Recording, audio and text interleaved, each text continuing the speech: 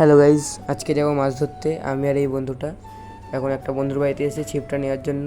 ছিপটা নিয়ে এখন যাচ্ছি পুকুরের দিকে মাছ ধরবো বলে। তো দেখা যাক আজকে কী মাছ পাই। এখন যাচ্ছি, তো রাস্তার ওপর দেখলাম কুকুর আর বিড়ালগুলো গরমের মধ্যে শুয়ে রয়েছে আমাদের।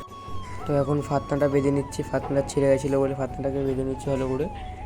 তো আমরা আটা আনতে ভুলে গেছিলাম, তো আটা নেওয়ার জন্য একটা বন্ধুর বাড়ি যাবো ভাবছিলাম। তো বন্ধুর বাড়িতে গেছিলাম, দেখি যে দুজন মিলে গেম খেলছে। এই দুজনা গেম খেলছে।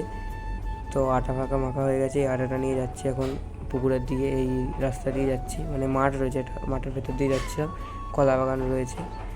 তো গিয়ে এই যে ফার্স্ট টোপ ফেলবো, ফার্স্ট টোপটা ফেলে দিলাম, দেখা যাক মাছ পাই নাকি।